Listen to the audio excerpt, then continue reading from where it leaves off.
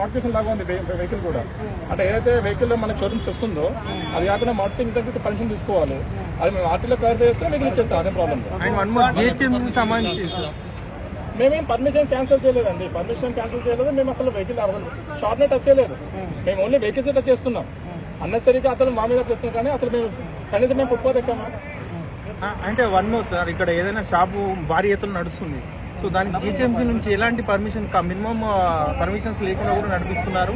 Daily ఒక turn over చేస్తున్నారు, దాదాపు మంత్లో వచ్చేసి 5 lakhs టర్న్ ఓవర్ దాకా ఉంటుందని ఆమె చెప్తున్నారు. సో రెండు వాటిపై జీహెచ్ఎంసీ కూడా చర్యలు తీసుకోవాలి కదా, అంటే తీసుకోవాలండి. ఆల్రెడీ మా దర్శనం కూడా మేము అది ఆల్రెడీ మా డిస్ట్రిక్ట్ అది కూడా ఆల్ ఫుట్బాల్ ఆక్యుపేషన్ అన్ని కూడా మేము రికార్డ్ మెయింటైన్ చేస్తున్నాము. అన్నట్టు జిహెచ్ఎంసీకి లెటర్ పెడుతున్నాము, కంబైన్ ఆపరేషన్ తీపేస్తాం ట్రై చేస్తున్నాం. సో మీకు ఇక్కడ ట్రాఫిక్ మీద ఎవరన్నా ఫిర్యాదు చేశారంటే వాహనదారులు కావచ్చు, ఇట్లా మాకు ట్రాఫిక్ ఇబ్బంది అనేది మాకు కంట్రోల్ నుంచి వస్తుందండి. ఎక్కడైతే ట్రాఫిక్ అవుతుందో అక్కడ రెడ్ సింబల్ వస్తుంది. మాకు ఫిర్యాదు చేయకుండా మా లిమిట్స్ కాబట్టి మేము ఖచ్చితంగా మేము అక్కడ అప్రోచ్ అవుతాం. Okay fine. మేము కూడా చాలా సార్లు కవర్ చేసాము. ఇక్కడ వెహికల్ పార్క్ చేయడం వల్ల చాలా వెహికల్స్ ఆగిపోయాయి.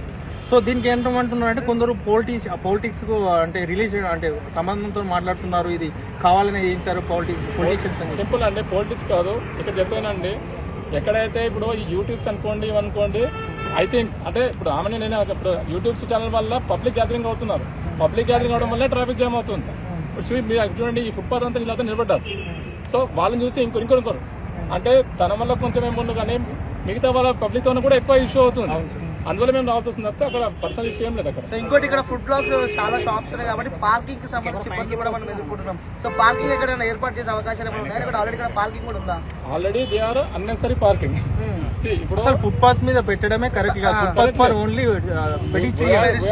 మేము అసలు మొత్తం రిమూవల్ కే ట్రై చేస్తున్నాం. అదే సరే, కోర్టు ఆర్డర్ని మేమైతే చేయలేం కదా. కోర్ట్ అండ్ జిహెచ్ఎంసీ అది గవర్నమెంట్ ల్యాండ్ అంతే. నాకు కంప్లీట్ ఐడియా లేదు, రీసెంట్గా ట్రాన్స్ఫర్ చేసాను కాబట్టి కంప్లీట్ ఐడియా లేదు. సో నా part of my job is to clear the traffic. Traffic ఉంది. ఇప్పుడు నేను ఒకటి రీసెంట్ గా కూడా విన్నాను, ఈ ట్రోలింగ్ వల్ల ట్రాఫిక్ ఇష్యూ వల్ల మీ మీద ఏదో కేసు అయిందని కూడా. ట్రాఫిక్ గురించి చెప్పారు అంతే. అంటే కేసు అదంటే ఏం లేదు, కానీ అది వాళ్ళు చెప్పేది కూడా మన మంచికే కదా. అంబులెన్స్ వెళ్తుందట, అంబులెన్స్ వెళ్తుంటే దారి కొంచెం ప్రాబ్లం, మరి అలా చేయకూడదు కదా.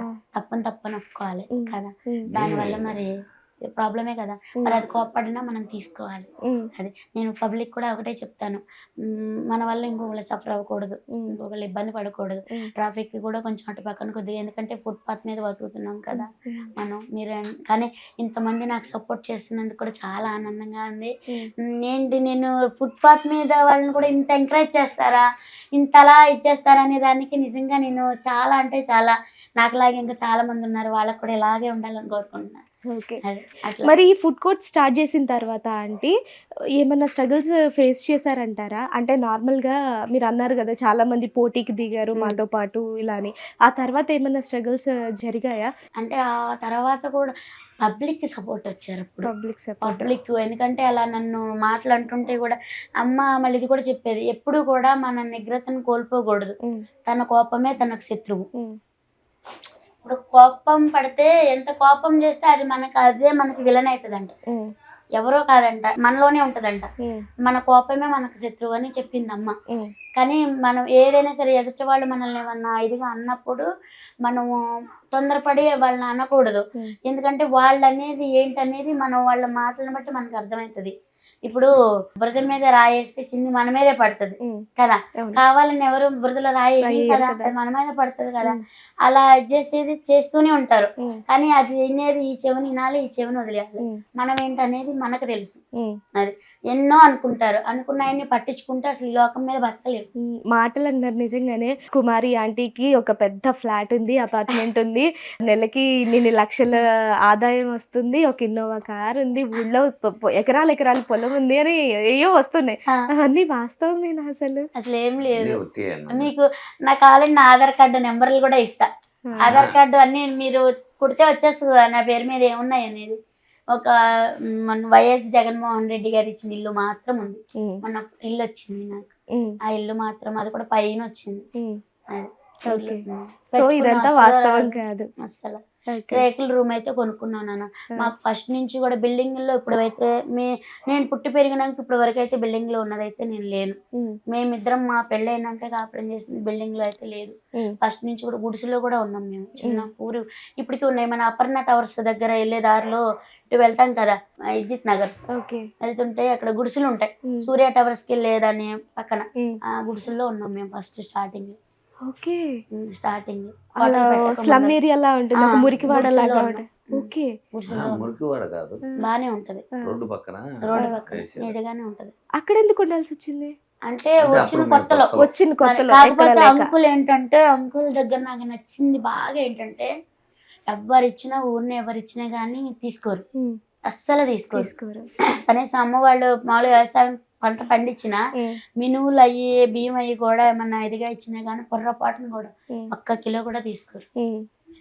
ఎవరికైనా సరే కష్టం చేసుకుంటేనే వస్తాయి, మన కష్టం మనకు ఉండాలి.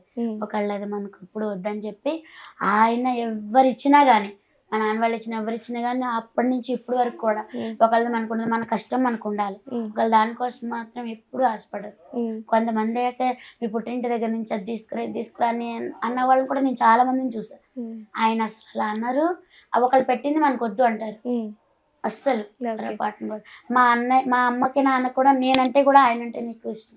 మళ్ళీ నేను తన కూతురినైనా కానీ అలాంటి మంచి హస్బెండ్ వచ్చినందుకు నీకు మంచి భర్త వచ్చినందుకు నువ్వు చాలా అదృష్టం చేసుకున్నావు అని మా అమ్మ నానే అంటారు నన్ను. ఓకే, మీ పిల్లలు ఏం చేస్తున్నారంటే మీ పిల్లలు ఎంతమంది? బాబుమో డిగ్రీ ఫస్ట్ ఇయర్, పాపేమో ఇంటర్ సెకండ్ ఇయర్. ఎప్పుడైనా మీరు ఫీల్ అవుతారా నేను చదువుకోలేదని, అయ్యో నేను కొంచెం చదువుకొని అంటే చదివిస్తానంటే చదువుకుంటా. అవునా, చదివిస్తానంటే చదువుకుంటారా? చదువు అంటే చాలా ఇష్టం, బాగా అంటే బాగా ఇష్టం. కానీ వాళ్ళు చదువుకుంటే కానీ వాళ్ళు నేను చదువుకోలేదని బాధపడుతుంటాను కదా, అందుకోసం వాళ్ళు నేర్పిస్తే ఏదైనా సరే 1 రోజు నేర్పిస్తే చాలు. అదైతే నాకు ఇంగ్లీష్ అవి కూడా ఓట్స్ అవి కూడా హిందీలో మాట్లాడడం కానీ హిందీ కూడా నాకు రాదు, అవన్నీ కూడా నా పిల్లలే నేర్పించారు. అసలు హిందీ ఎంత బాగా మాట్లాడతారా అండి మీరు? నేనే షాక్ అవుతాను చూస్తా ఉంటే.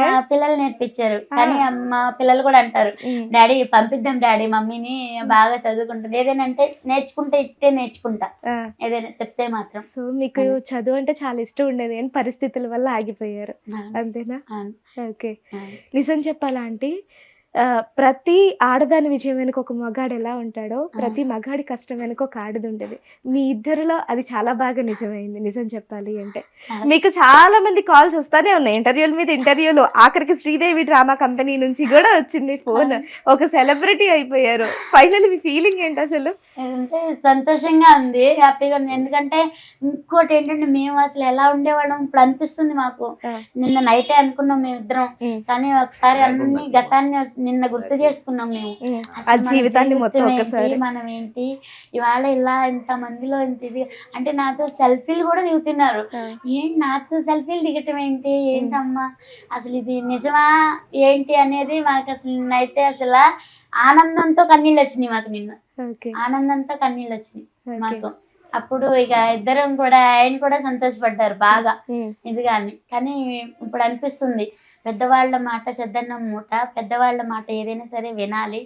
వాళ్ళు ఏది చెప్పినా మన మంచికి, వాళ్ళ మాట విని మనం నడుచుకుని అది ఏంటనేది లోతు తెలుసుకుని జీవించగలిగితే ప్రతి ఒక్కరి జీవితం అలాగనే ఉంటుంది. ఓకే, సో ఫైనల్ గా చాలా మంది మిమ్మల్ని గుర్తుపడుతున్నారు ఆంటీ వల్లనే ఇదంతా జరుగుతుంది అని. బట్ మీ వెనక అంకుల్ లేకపోతే ఈ విజయం మీకు ఎప్పటికీ రాదు.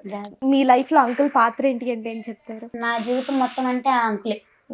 నా జీవితం మొత్తం అంటే నేను ప్రతి ఒక్కరికి చెప్పేది కూడా ఏంటంటే ఏ ఆడపిల్లను ఈ అంకుల్ ఇది కూడా అంటారు, అమ్మ నాన్నని వదిలిపెట్టి నా కోసం నా జీవితంలోకి వచ్చావు, నా జీవితంలో నా కష్టాలు నీ కష్టాలుగా తీసుకొని నాకు ఎంత హెల్ప్ చేస్తున్నావు అని కూడా నన్ను అంటే చాలా బాగా చూసుకుంటారు. దానికి నిజంగా ఏ భార్య అయినా సరే ఆ భర్త ప్రేమ ఉంటే చాలు, ఇంకా పెట్టినా పెట్టకపోయినా ఆ ప్రేమ అనేది ఏ ఒక్క హస్బెండ్ కైనా అదే చెప్తాను నేను. భార్యలు ఎవరైనా సరే మీరు ఏం తెచ్చినా తేకపోయినా మీరు ప్రేమ కురిపిస్తే చాలు, ఏ ఆడపిల్ల అయినా దానంత సంతోషం ఇంకోటి లేదని పొంగిపోతారు. ఓకే మన ఆడవాళ్ళకు ఉన్నది అది. ఓకే కానీ అలా ఏ హస్బెండ్ అయినా సరే మళ్ళీ అత్త మామల సపోర్టింగ్ కూడా. ఫస్ట్లో నేను కష్టాలు పడ్డా, వాడిని ఇది చేసిన వాళ్ళు అప్పుడు కూడా అంకులే ధైర్యం చెప్పారు. మా అమ్మ నాన్న ఇలా, మా అమ్మ ఇలా చేస్తుందని నువ్వు బాధపడకు, ఇప్పటికైనా వాళ్ళు ఇది చేస్తారని చెప్పి అంకుల్ కూడా నాకు అలా సపోర్ట్. కానీ ఇవాళ నిజంగా అంకుల్ అన్న మాట ఇవాళ వాస్తవమైంది. ఓకే నేను ఫంక్షన్కి వెళ్ళినప్పుడు కూడా అప్పుడు పసుపు తాడు వేసుకుని వెళ్ళేదాన్ని. ఓకే అంటే కొంచెం ఉన్నవాళ్ళు ఇదిగా ఉన్నప్పుడు కూడా పసుపు తాడు వేసుకురాకపోతే కొంచెం గిల్ట్ తాడు ఏదైనా వేసుకుని రావచ్చు కదా. అప్పటి నుంచి ఇప్పటి వరకు కూడా నాకు 250-300 నా శారీ ఏదైనా సరే. ఇంకా అంతకు మించి అయితే నేను మాలో కొనుక్కొని ఉన్నది ఇది ఏం చేయను. లేదమ్మా, మాలో ఉన్నదంతా కసి పట్టుదల. అది. మేము ఇక్కడి నుంచి వచ్చాం, మేము కూడా పైకి రావాలి అని కష్టపడి పైకి ఇలా వస్తాం. అన్నప్పుడు ఇద్దరు కూడా బ్యాండింగ్ ఒకటి. అది. ఒకరి మాటకి ఒకరు విలువిస్తారు, ఒకరి నిర్ణయాలకి ఇంకొకరు ఆ గౌరవిస్తారు. రోజున అలా ఏడ్చినప్పుడు కూడా అంకులు కనీసం ఏడ్చే అనేవాళ్ళు ఎన్నైనా అంటారే, మన జీవితం అంటే మనకు తెలుసు. కానీ అలా ఏడుస్తుంటే కూడా నా కన్నీళ్ళు తుడిచి అంకుల్ అంటే అంకుల్ కూడా ఉన్నారు నన్ను అలా అన్నప్పుడు. ఏమనేవారు? నన్ను అది పసుపు ఇలా ఇలా చెప్పనే, పసుపు తాడు వేసుకుని రాకపోతే గిల్టి తాడని వేసుకుని రావచ్చు కదా. నేను ఊరుకునేవాడిని కాదు, గిల్టీ తల్లి అంటే అట్లా రోల్ మోడల్ కొంటే ఊరుకునేవాడిని కాదు. అది అట్లా అన్నప్పుడు మనం ఎందుకు కష్టపడి సంపాదించుకుని కొనుక్కున్నాం. కొనుక్కుందాం. ఇవాళ అన్ని సమకూర్చాను మా మరి వారి. ఇంత చేస్తున్నారు కదా, ఎప్పుడైనా ఫ్యామిలీకి నేను టైం ఇవ్వలేకపోతున్నానే, నా కుటుంబంతో బయటికి వెళ్ళలేకపోతున్నాను లేదు. ఎప్పుడు ఉండదు. అట్లా ఎందుకంటే సంవత్సరానికి ఒక్కసారి మాత్రము టూర్లు అంటే విడిగా బయటకి ఎక్కడికంటే వెళ్ళాం. దేవుడి గుళ్ళు అంటే పిచ్చి మాకు అందరికీ కూడా. దేవుడి గుళ్ళకి మాత్రం సంవత్సరానికి ఒకసారి ఒక వారం రోజులు 10 రోజులు ఇప్పుడు ఆల్మోస్ట్ అన్నీ తిరిగాం. ఓకే, ఏ దేవుడిని బాగా నమ్ముతారు? ఏ దేవుడు? శివుడు, పార్వతి, దుర్గమ్మ, ఓకే వెంకన్న బాబు మొత్తం ఇక బాగా. హిందూ దేవుడిని దుర్గమ్మ బాగా. అంటే బాగా నాకు చిన్నప్పటి నుంచి, నేను 8 సంవత్సరాల పిల్లప్పటి నుంచి నేను దుర్గమ్మ మాల వేసుకున్నాను. అంటే 11 రోజులు మాల. అమ్మవారిని ప్రతి సంవత్సరం నిలబెట్టుకుంటా అప్పటి నుంచి ఇప్పుడు వరకు. ఒక ఇయర్ నిలబెట్టకపోయినా నాకు ఒక ఇయర్ నిలబెట్టినందుకే నాకు కరోనా వచ్చింది. అంటే అది ఒక మూఢ నమ్మకం ఏమో తెలియదు కానీ వాళ్ళ సపోర్ట్ కూడా నాకు ఉంది, వాళ్ళ దీవెనలు కూడా.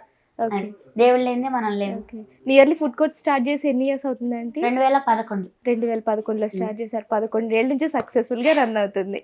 ఓకే, ఫైనల్ గా ఫస్ట్ లో ఈ ట్రోలింగ్ జరగక ముందు మీ ఆదాయం ఎలా ఉండేది, ఇప్పుడు ఎలా ఉంది? ఇప్పుడు ఇంకో మాట చెప్పాలంటే ఇప్పుడు అప్పుడే ఇంకా గిరాకీ బాగుండేది. అవునా? అంటే క్రౌడ్ వస్తుంది కానీ కర్రీస్ ఎక్కువ వెళ్ళిపోతున్నాయి, రైస్ అమ్ముకోనికి ఉండట్లే. డబుల్ కర్రీలు మళ్ళీ పార్సల్. నేను ఇప్పుడు 100 kg చికెన్ వండినా 2 hours కూడా ఉండట్లే. అప్పుడు అంటే కొంచెం 3 hours అని ఉండేది, ఇప్పుడు 2 hours కూడా ఉండట్లేదు. కర్రీస్ పార్సల్ ఎత్తుకెళ్తున్నారు, డబుల్ కర్రీ రైస్లు మిగిలిపోతున్నాయి, రైస్లు ఉండిపోతున్నాయి, రైస్ వెళ్ళట్లే, కర్రీస్ వెళ్ళిపోతుంది. ఓకే,